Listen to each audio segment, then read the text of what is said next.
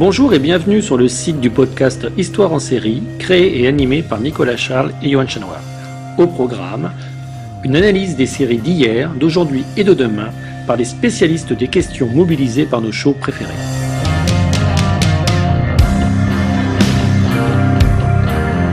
Histoire en série, c'est le podcast qui met en relation histoire, sciences humaines et séries.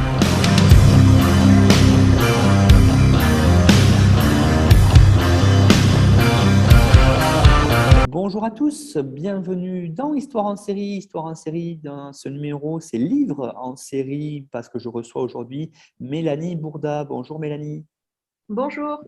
Alors Mélanie, je vous reçois aujourd'hui pour parler de l'ouvrage que vous venez de faire paraître tout récemment qui s'intitule Les fans, public, actif et engagé, paru dans la collection Les enfants du numérique à C&F Éditions, donc tout récemment en 2021. On va passer un petit moment ensemble pour que vous nous présentiez ce livre, qu'est-ce qu'on y trouve, pourquoi vous l'avez écrit. On va se poser toutes ces questions-là. Alors, avant de commencer, je vais vous représenter. Vous êtes déjà venu 2 fois dans l'émission. Vous nous avez présenté Battlestar Galactica et vous nous avez présenté Xena la guerrière. Donc, je renvoie à notre site internet histoireensérie.com pour véritablement celles et ceux qui voudraient aller vous écouter là-dessus et donc voir ce que vous avez fait sur ces 2 séries des années 90. Alors pour l'instant, Mélanie, donc, vous êtes maître de conférence HDR, donc habilité désormais à diriger les recherches en information et communication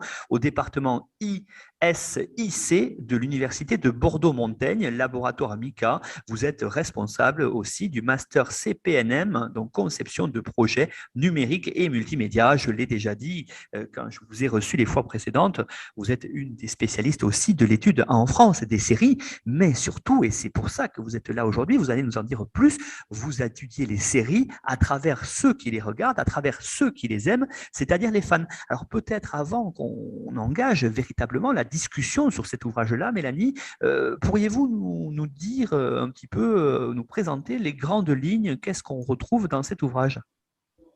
Oui, alors merci encore une fois de me recevoir. Donc effectivement, ce livre qui s'intitule Les fans, publics, actifs et engagés, c'est en réalité mon habilitation à diriger des recherches, justement, qui a été transformée en ouvrage aux éditions C&F.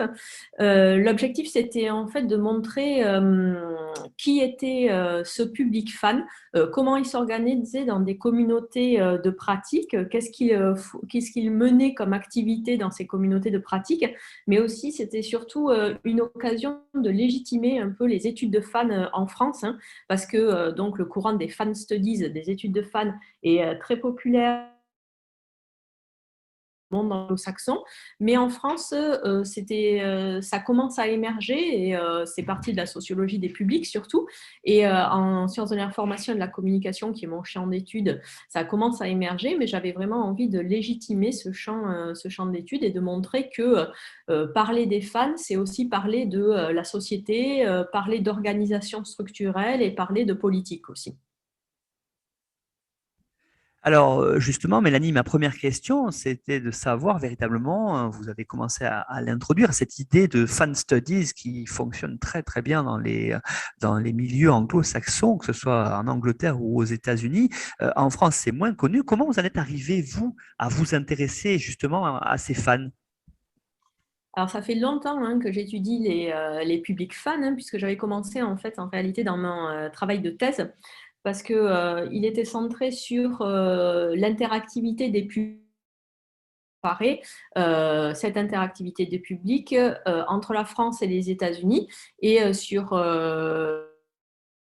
donc en l'occurrence à l'époque la télé-réalité, les débats politiques et les séries télé. Et autour des séries télé, je m'étais rendu compte que ces publics, en réalité, c'était des publics fans, qu'ils étaient actifs dans leur réception, qui produisaient du contenu, qui produisaient des discours et du sens, qui produisaient des activités et encore une fois, qu'ils étaient dans des communautés. Et j'ai continué ensuite à analyser ces fans en proposant des catégorisations de ces activités de fans. Hein. Donc pour moi, il y en a 5 activités de fans principales. C'est l'activité de création du lien social. Donc comment ce lien social se forge dans ces communautés, qui sont souvent maintenant des communautés virtuelles, hein, et comment il peut s'entretenir ensuite en dehors de ces communautés virtuelles, par exemple dans des conventions, en allant vite. Hein. On a ensuite l'activité de médiation culturelle, hein, qui se matérialise souvent par le fansubbing. Donc, ce qu'on appelle le fansubbing, c'est le sous-titrage des épisodes de séries, par exemple, ou des films, hein, si on parle du terrain film. Donc, cette médiation culturelle, elle se fait parce que les fans vont jouer ce rôle de médiateur culturel en faisant circuler des contenus et en proposant ces contenus traduits. Donc, ça, c'est assez important dans les communautés de fans. Et ce qui est important aussi, c'est de voir comment ils s'organisent à l'intérieur des communautés de fans et comment ils organisent leur travail de traduction. Donc, c'est un travail en équipe, chacun a des rôles prédéfinis. Donc là, on est vraiment dans une culture du travail, dans une culture de développement en fait, de compétences aussi. Hein. La troisième activité, ça va être une activité de création. Bon, ça, c'est le plus logique autour des activités de fans. Hein. Donc, la création, c'est très large. Ça peut aller de l'écriture de la fanfiction, du collage ou du dessin qu'on appelle le fan art souvent, du montage vidéo qu'on appelle le viding. Le cosplay aussi fait partie de la création, hein, parce qu'il y a tout un écosystème derrière autour du cosplay. Et j'en parle ça d'ailleurs dans l'ouvrage. Hein. Il y a tout un écosystème autour du cosplay avec des mises en place de tutos, des partages de bonnes pratiques, des partages de patrons, des dessins avant, les défilés aussi, hein, qui se font de façon collective et collaborative. Et il y a une activité qui est particulièrement importante, mais on va y revenir, je pense, et c'est ce qui est en fil conducteur en fait dans l'ouvrage, hein, c'est l'activité d'engagement civique et l'activité d'engagement culturel, social et politique. Donc ça, je n'en dis pas plus parce qu'on va sûrement y revenir tout au long de cet échange. Effectivement, Mélanie, on va y revenir juste après. J'aimerais, pour continuer maintenant, savoir véritablement ici en quelques mots, peut-être, je ne sais pas si c'est possible de synthétiser, mais quelle est votre définition des fans? En fait, c'est quoi, Mélanie Bourda, être un fan pour vous? Alors, c'est une question qui est assez importante, je pense, de poser cette définition du fan, parce que le fan, il y a plusieurs définitions autour du fan qui circulent, mais surtout dans l'imaginaire collectif et dans les représentations qui sont véhiculées dans les médias, donc médias audiovisuels ou presse, hein, on a souvent une vision qui est assez péjorative du fan.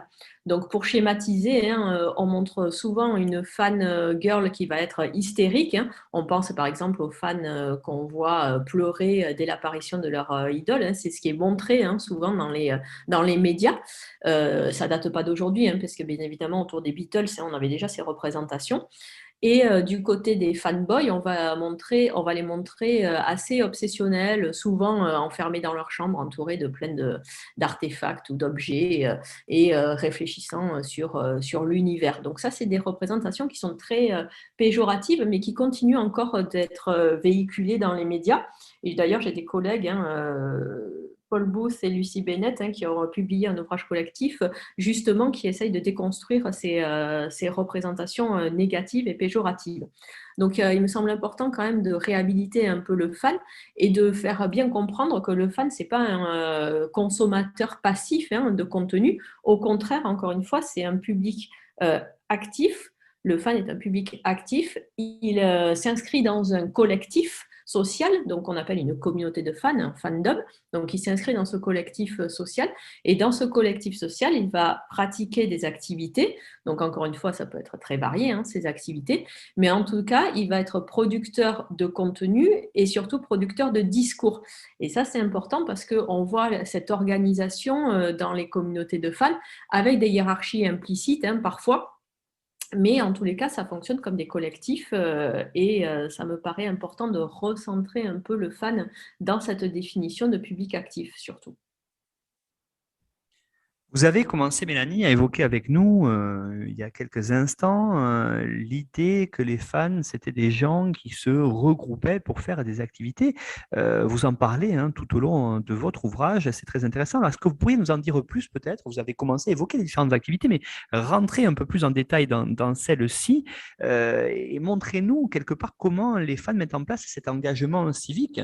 Avec des exemples précis, n'hésitez pas aussi, hein, vous avez parlé par exemple de cosplay, à peut-être nous détailler ce que ça veut dire, le vocabulaire, hein, fandom, cosplay, les choses comme ça, pour que le public comprenne bien vraiment ce langage qui est si particulier aux fans. Oui, alors effectivement, hein, il y a tout un langage qui est construit autour des fans. Et d'ailleurs, dans mon habilitation à diriger des recherches, j'avais proposé un lexique pour expliquer un peu toutes ces activités et cet écosystème linguistique qui se crée autour des communautés de fans.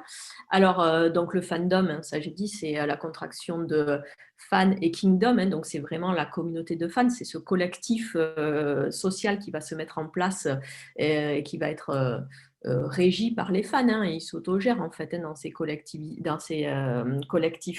Ils s'organisent et ils mènent leurs activités entre eux, si je puis dire. Donc, encore une fois, il y a parfois des hiérarchies qui se mettent en place, mais ces hiérarchies, la plupart du temps, elles ne viennent pas entacher l'esprit collaboratif et l'esprit collectif. Alors, je dis la plupart du temps parce que des fois, ça peut arriver, bien évidemment, hein, comme on est dans des collectifs sociaux, il y a parfois des tensions qui peuvent se mettre en place, il y a des clivages qui peuvent apparaître aussi entre certains sous-groupes de fans, hein, mais la plupart du temps, ça se passe plutôt bien.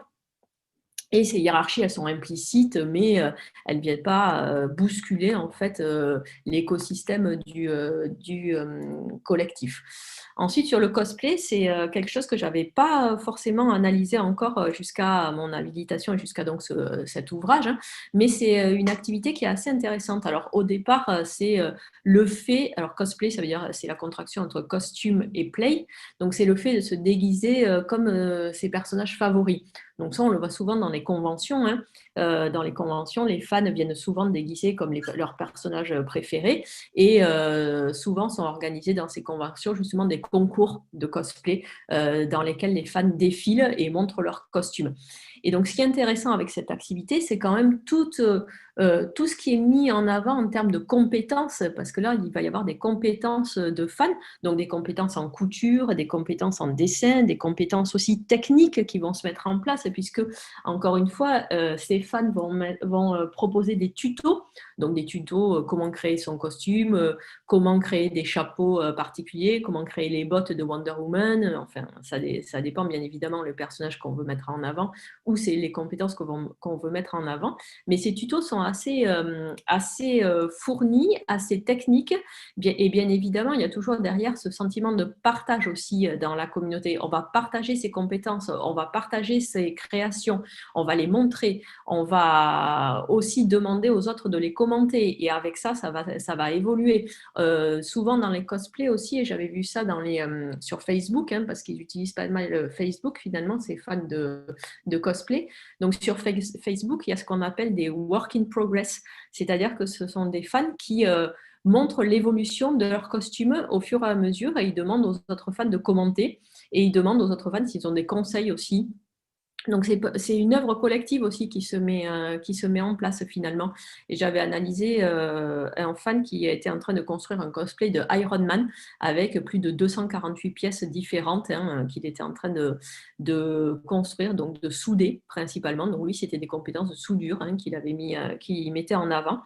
Donc, tout ce cosplay, c'est pas seulement se déguiser et acheter les costumes. Hein, ça, là, les fans, en général, ils n'aiment pas trop acheter les costumes. Mais c'est créer vraiment son costume, se réapproprier le personnage et lui donner corps, finalement, lui donner vie. Et après, ce cosplay, il se fait de façon collective aussi, hein, parce que dans ces concours, eh ben, on va défiler ensemble.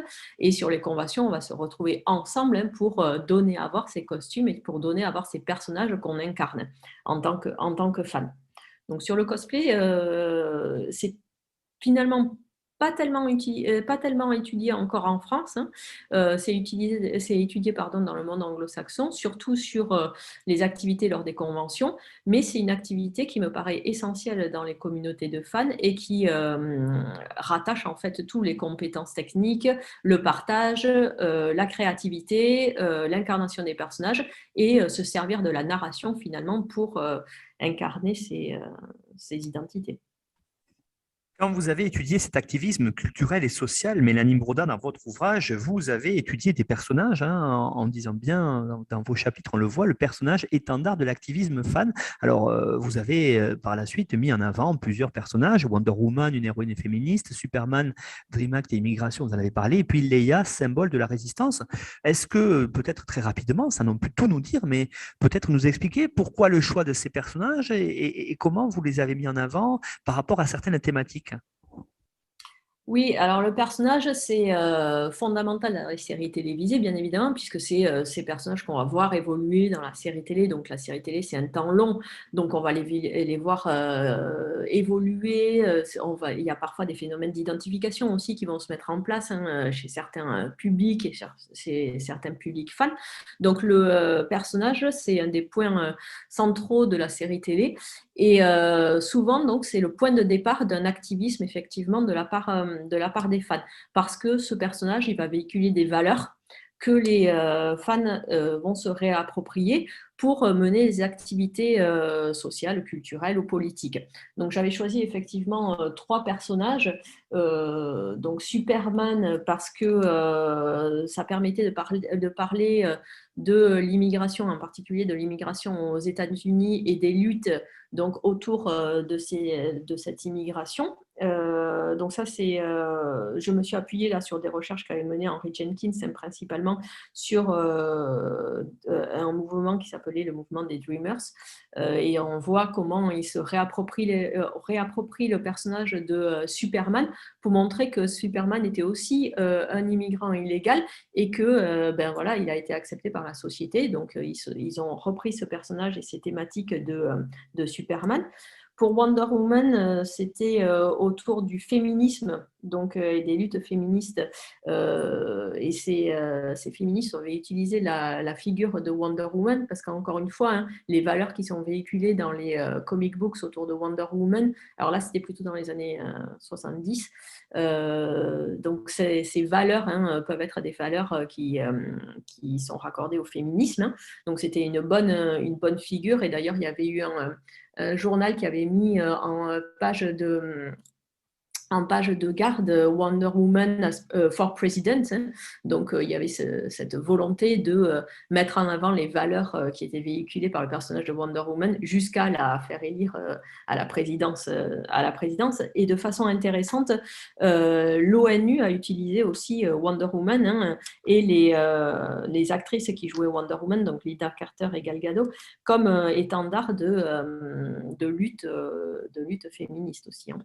Et sur Princesse Leia, c'était lors de la marche pour les femmes suite à l'élection de Donald Trump, hein, puisque Donald Trump n'était pas du tout en faveur des droits des femmes. Hein. Enfin, il avait fait plusieurs sorties hein, qui étaient contre les droits des femmes. Hein. Pendant sa campagne présidentielle et quand il a été élu, des mouvements qui étaient encore là aussi féministes hein, ont mis en place cette marche pour les femmes et plusieurs participantes de cette manifestation ont utilisé Leia comme étendard, alors soit à travers des pancartes hein, dans lesquelles elle montrait Leia étendard de la résistance, hein, puisque le personnage résiste à l'oppression de l'Empire hein, dans la saga Star Wars, mais aussi en cosplay, bien évidemment. Hein, donc, il y avait beaucoup de participantes à ces manifestations qui défilaient en cosplay hein, pour montrer que une résistance était possible et une résistance collective surtout était possible. Si je continue sur les pratiques de fans, il y en a une que vous avez analysée qui m'intéresse particulièrement, c'est la notion de préservation de la mémoire sérielle, puisque les fans archivent et préservent dans de véritables bases de données tout ce qui a trait à la série elle-même et à ce que vous étudiez, qui est votre spécialité, aussi le transmédia. Oui, Alors là aussi, activité très intéressante de la part des fans, parce que effectivement, le transmédia, donc transmédia storytelling, c'est le fait de raconter une histoire en utilisant plusieurs supports médiatiques, numériques ou non numériques. Et on voit qu'autour des séries télé, il y a souvent des extensions narratives qui vont être proposées sur différents médias. Et quand ces supports médiatiques sont numériques, on se rend compte souvent autour des séries télé que lorsque la série télé est terminée, ces supports médiatiques sont retirés, ne sont plus possibles d'accès en ligne finalement. Pardon. Et du coup, un travail des fans, un travail collectif là aussi, avec une organisation assez importante, ça va être de conserver cette mémoire de la série et de les proposer finalement de les proposer sur un lieu commun, un lieu numérique commun. Alors souvent ce sont des wikis que mettent en place les fans pour conserver ces traces numériques de la série. Et c'est intéressant parce qu'évidemment, effectivement, ça conserve la mémoire de la série. Ça permet à des fans d'accéder à des contenus qui ne sont plus en ligne, puisqu'on peut devenir fan à n'importe quel moment, même quand la série est terminée. Donc, si on a envie d'expérimenter le contenu total et l'univers total de la série, les fans sont là pour nous le proposer, pour nous le mettre à disposition. Alors, ce n'est pas autour des séries télé, mais il y a un exemple qui est assez parlant, dont je ne parle pas dans le livre parce qu'il est plutôt centré sur les séries télé justement, mais c'était autour de l'expérience transmédiatique qui avait été faite pour la promotion du Dark Knight de Christopher Nolan. Donc il y avait eu toute une campagne transmédiatique qui avait été mise en place et les fans avaient recréé tous les sites internet qui avaient été proposés et ils avaient appelé ça, alors l'expérience s'appelait Why So Serious.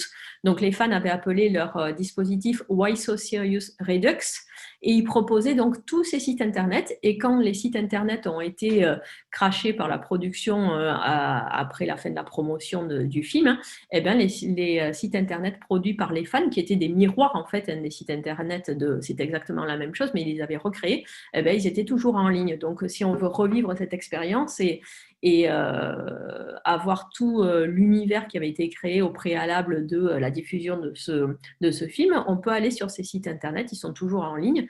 Et donc ça, c'est assez important. Et encore une fois, ça se met en place dans des wikis. Alors les wikis, ils ont un fonctionnement assez particulier parce que justement, je vous parlais de hiérarchie tout à l'heure implicite, mais dans les wikis, cette hiérarchie, elle va être un peu plus explicite, on va dire, de fait, parce qu'il y a des rôles particuliers qui doivent être attribués à des fans. Donc, il y a des administrateurs, il y a ceux qui vont s'occuper de pages particulières, il y a des relecteurs, enfin voilà, il y a tout un système de rôles qui se met en place, donc une hiérarchie, mais c'est encore un travail collaboratif et un travail de mémoire, effectivement, de la série. Et puis, cela peut aller, vous le développez dans une de vos sous-parties de l'ouvrage, comme dans le cas de Battlestar Galactica, série que vous connaissez très bien, que vous avez analysée pour nous, par la construction d'un véritable musée virtuel, le Battlestar Galactica Museum. Oui, alors effectivement, ça peut prendre la forme de wiki, mais ça peut prendre d'autres formes aussi. Et là, c'est à l'initiative de deux fans. Alors, ce sont des jumelles que j'ai eu l'occasion d'interroger justement pour l'ouvrage. Donc, c'est à l'initiative de deux fans. Elles ont décidé de créer un musée pour conserver encore une fois la mémoire de Battlestar Galactica. Et donc, elle le présente exactement comme un musée, mais c'est vraiment un archivage des contenus autour de la série. Mais alors, ce qui est intéressant, c'est leur système de pensée et comment elles ont pensé le site Internet. C'est vraiment comme une expérience muséale avec, entre guillemets, des collections thématisées.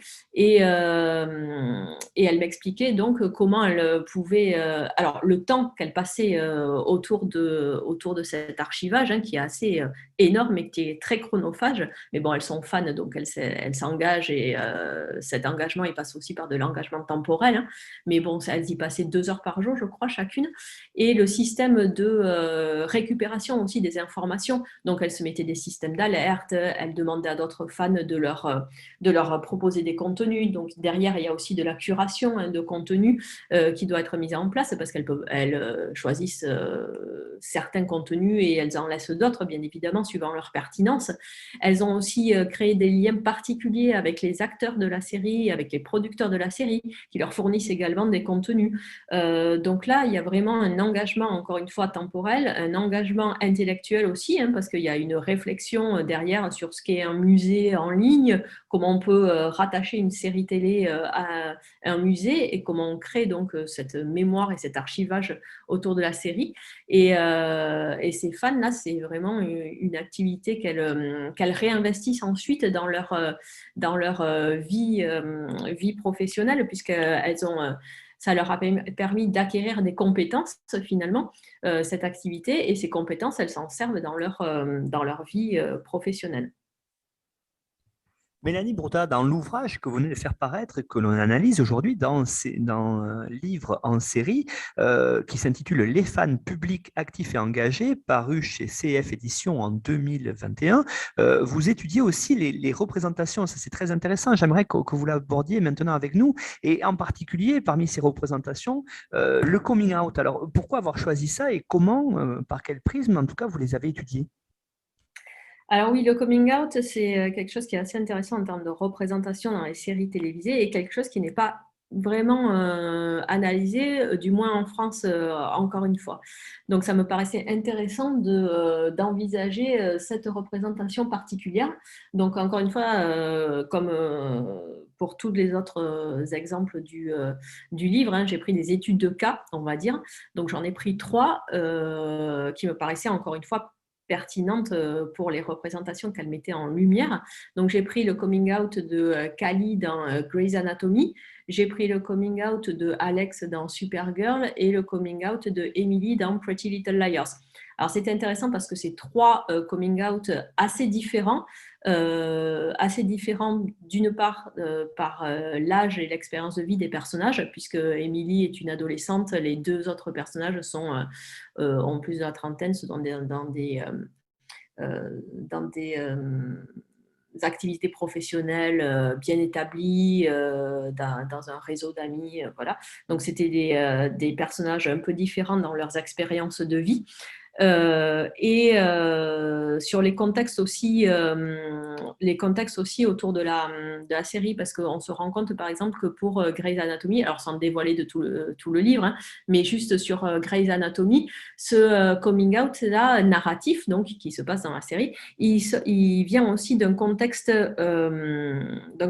autour de la série, parce que un des acteurs, Isaac Washington, avait outé publiquement un de ses collègues, T.R. Knight, et donc ça avait créé de la confusion autour de la série. Isaac Washington avait été viré par Shonda Rhimes, et du coup Shonda Rhimes avait fait appel à des consultants LGBTQ, notamment de l'association GLAAD, pour justement l'aider à écrire une histoire de coming out.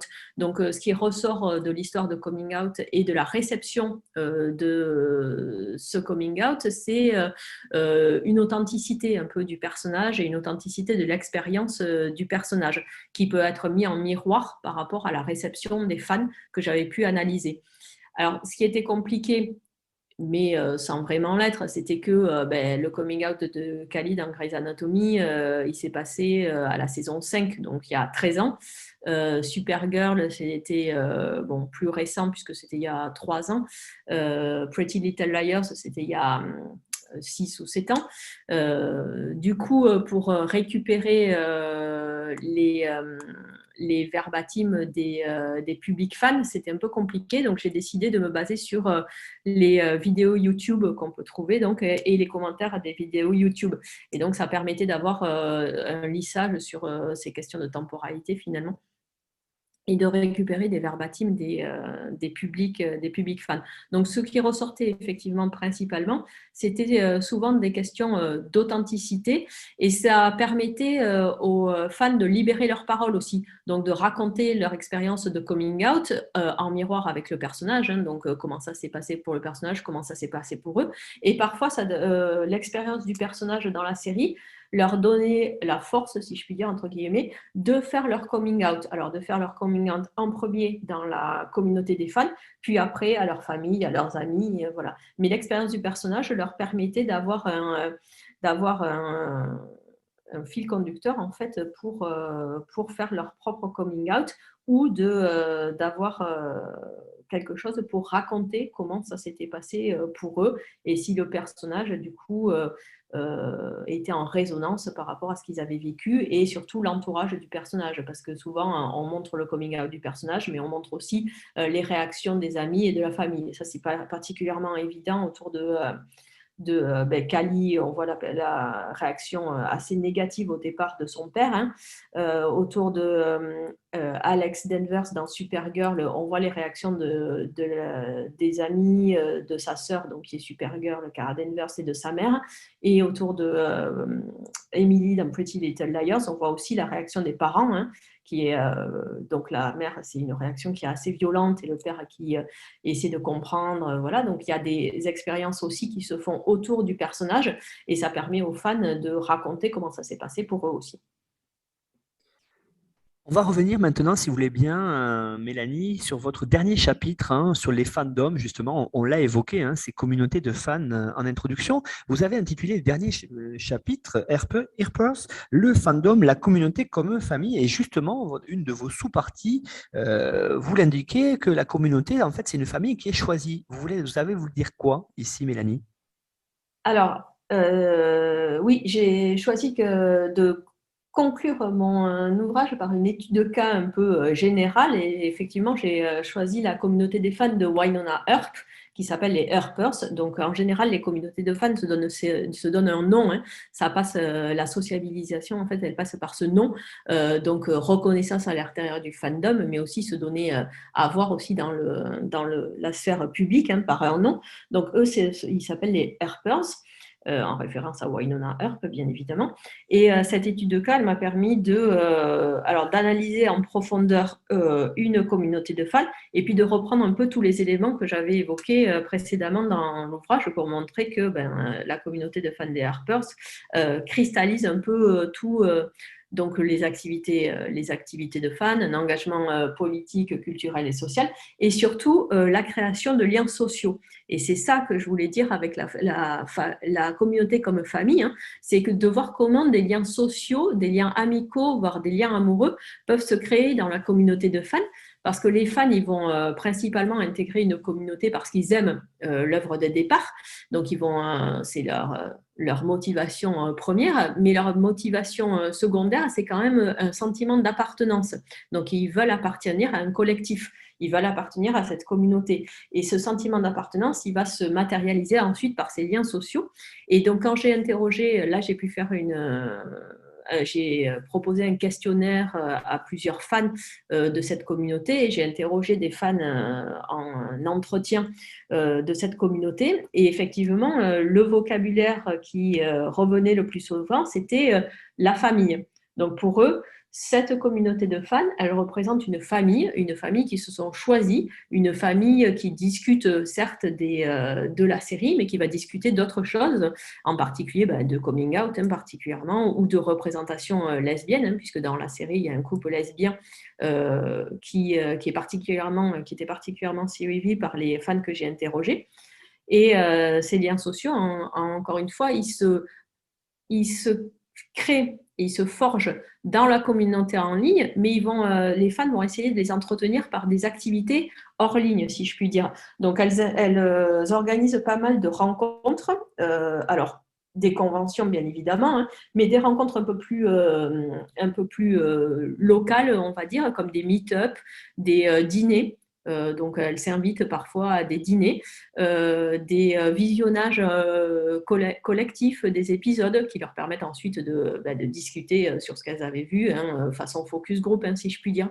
Donc, ces liens sociaux qui se forgent en ligne, ils vont s'entretenir ensuite hors ligne. Et ça, c'était assez intéressant. Et à chaque fois, à chaque réponse de fans, ça ressortait ça. C'était l'importance de se voir hors ligne, parce que c'est intéressant bien évidemment d'avoir ces communautés mondiales, collectives, collaboratives en ligne, mais c'est important aussi de se voir hors ligne pour ces fans et d'entretenir ce lien. Et ensuite, sur la famille, sur l'aspect familial, c'est qu'en fait, ces communautés de fans, pour ces fans que j'ai interrogés, elles représentent un refuge finalement. Un refuge où elles peuvent être elles-mêmes, où elles peuvent discuter de ce qu'elles veulent, il n'y aura pas de jugement. Il y a même du mentorat qui va se mettre en place. Donc ce mentorat, il peut être sur les activités, donc des guides de bonne pratique, encore une fois, des explications sur l'histoire du fandom, mais ce mentorat, il va se faire aussi sur un accueil bienveillant de la part des fans plus anciennes qui vont accueillir des nouveaux fans. Donc un accueil bienveillant, une liberté de parole aussi et un espace en fait où on va avoir une possibilité de parole. Donc c'est pour ça que j'ai intitulé ce chapitre Famille choisie. Et encore une fois, c'est vraiment le vocabulaire qui ressortait de la part des fans. C'est vraiment qu'est-ce que le fandom pour vous ? C'est une famille, quoi. Mélanie Bourda, merci beaucoup pour être venue à notre micro de notre série d'émissions Livres en série où on présente régulièrement à leur sortie des ouvrages qui sont en rapport avec le phénomène sériel. Et aujourd'hui, on a étudié avec vous l'ouvrage que vous avez écrit en 2021 aux éditions C&F, Les fans, public actif et engagé. Donc, je vous conseille cette lecture. Vous pouvez vous rendre dans votre librairie habituelle et aller l'acheter parce que c'est vraiment très intéressant parce que ça permet aussi, et je pense que vous avez essayé de montrer cela de façon très fine dans l'ouvrage, c'est d'étudier bien sûr les fans, mais à travers les fans, de voir comment les séries sont perçues et sont interprétées. Et ça, c'est très intéressant parce que c'est souvent... on a du mal à voir ça dans le rapport aux séries. Et là, vous montrez quelque part l'envers du décor. C'est très, très marquant là-dessus. Alors, vous avez, si vous cherchez cet ouvrage, les coordonnées exactes sur notre site internet histoireensérie.com sur lequel vous avez la couverture et donc vous pourrez ainsi voir à quoi il ressemble et foncer vers votre libraire local, l'acheter. Mélanie Bourda, merci. On se retrouve bientôt pour notre série d'émissions sur Game of Thrones où là, on ne parlera pas de fans, mais sans doute de transmédia. À bientôt, Mélanie. À bientôt, merci beaucoup.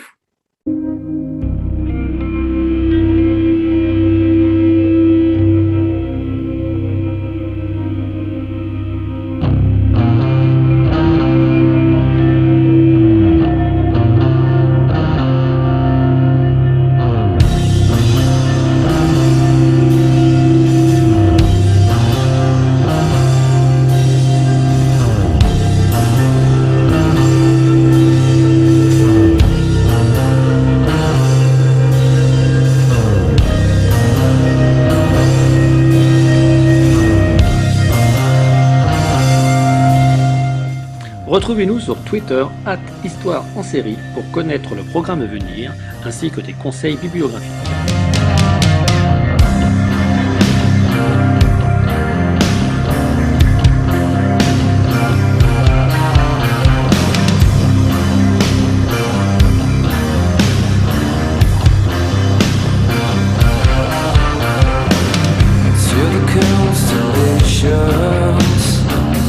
Travel launches to clear. Such a beautiful planet populated by a stranger.